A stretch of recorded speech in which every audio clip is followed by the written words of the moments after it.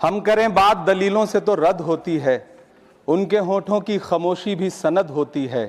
कुछ न कहने से भी छिन जाता है एजाज़े सुखन, जुल्म सहने से भी जालिम की मदद होती है। जहां दंगाइयों के खिलाफ एफआईआर नहीं होते बल्कि अमन और मोहब्बत की बात करने वालों के खिलाफ एफआईआर दर्ज होता है। यह नया भारत है जहां असम का चीफ मिनिस्टर खुलेआम संवैधानिक प्रोटोकॉल तोड़कर कहता है कि मुसलमानों को इतना टॉर्चर करो कि वो राज्य छोड़ने पर मजबूर हो जाएं। नीट का एग्जाम क्वालिफाई करने वाले 50 बच्चों में अगर 42 मुसलमान होते हैं तो फिर मेडिकल कॉलेज की मान्यता ही रद्द होती है और जश्न मनाया जाता है। प्रधानमंत्री जी संसद की मेज थपथपा रहे थे और उधर उत्तराखंड की अभागी बिटिया अंकिता भंडारी के इंसाफ की आवाजें मध्यम पड़ती जा रही थीं।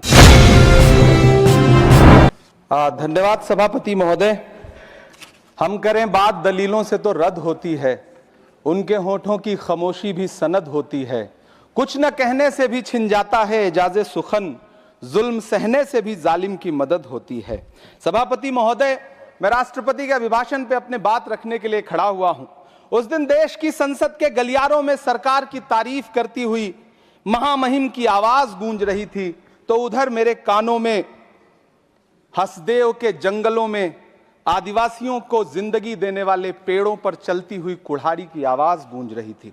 सभापति महोदय, इस तरफ महामहिम के भाषण पर प्रधानमंत्री जी संसद की मेज थपथपा रहे थे और उधर उत्तराखंड की अभागी बिटिया अंकिता भंडारी के इंसाफ की आवाजें मध्यम पड़ती जा रही थीं, जो आज भी पूछ रही हैं कि आखिर वो वीआईपी कौन था जिसके लिए अंकिता भंडारी को मार दिया गया।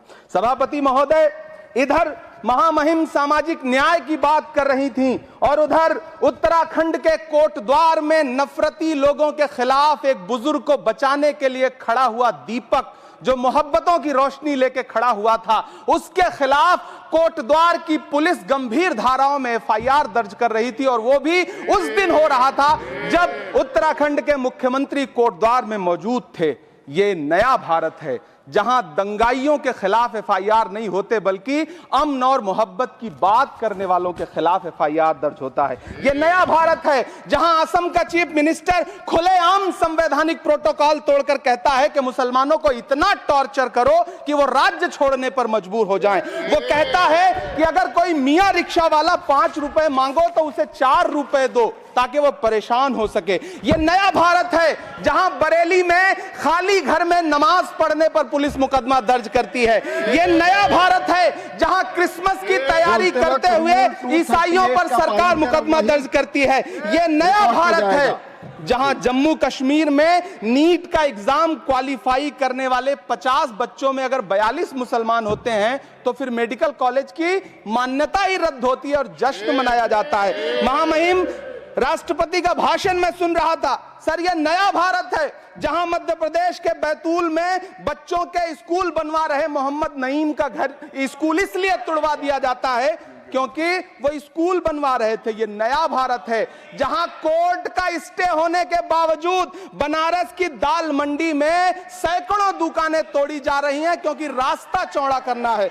सभापति महोदय, मैं आपसे कहना चाहता हूं कि जो पीढ़ी अपने बुजुर्गों को गाली देती है उसके साथ प्रकृति इंसाफ करती है। आप इंदिरा जी और नेहरू को गाली देते हैं, नेहरू को छोटा नहीं कर पाएंगे। नेहरू का साथ आइंस्टीन, नेहरू का नाम आइंस्टीन के साथ लिया जाता था और आपका नाम एप्स्टीन के साथ लिया जाता है।